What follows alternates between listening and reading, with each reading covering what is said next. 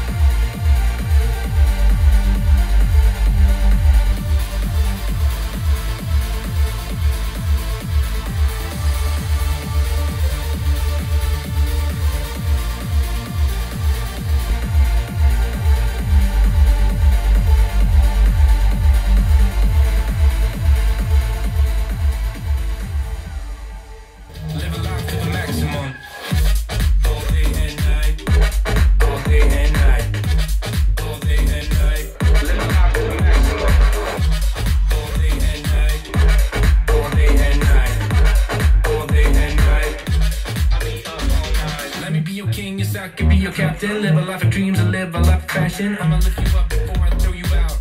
Cause you can live your life sitting down. I'm a king, I'm a boss, I'm a spin, let it pause.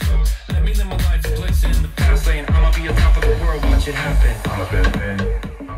Aber herrlich, das war doch mal wieder ein Soundcheck nach meinem Geschmack und damit ab zur Klangbesprechung. Was ist hier also gerade passiert? Die 310er hat wieder mal gezeigt, wer den längeren hat und die 110er muss sich leider geschlagen geben. Wirklich überraschend kommt das Ergebnis damit aber auch nicht, denn der klangliche Unterschied zur 100er war nicht wirklich groß und für die 310er braucht es dann schon etwas mehr. Nichtsdestotrotz ist die Partybox 110 gerade was die Mobilität angeht eine perfekte Wahl. Wenn dieser Punkt nicht ganz so wichtig ist, dann schnappt euch die 310 und macht bei euren Nachbarn mal eine klangliche Ansage. Preislich bekommt ihr die 310 auch schon zu guten Kursen, da sie bereits einige Zeit auf dem Markt ist. Allerdings ist sie auch so stark gefragt, dass sie ziemlich oft ausverkauft ist. Ich haue euch alle direkten Links in die Videobeschreibung und packe euch natürlich auch meinen 10% Rabattcode oben drauf. Der gilt im kompletten JBL-Shop, auch im Outlet. Da könnt ihr zum Teil extreme Schnäppchen machen. Das Outlet habe ich bereits mal getestet und wenn ihr mein Video dazu noch nicht gesehen habt, könnt ihr das jetzt oben rechts nachholen. Ach ja, fast vergessen. Ebenfalls eine häufige Frage war, kann man die 110 mit der 310 koppeln? Ja, das geht im Party-Modus, allerdings nicht im Stereo-Modus. Dazu braucht man immer zwei gleiche Geräte. So, ich hoffe, euch hat das Video genauso viel Spaß gemacht wie mir. Wenn das der Fall ist, freue ich mich über euren Support in Form eines Abos. In diesem Sinne,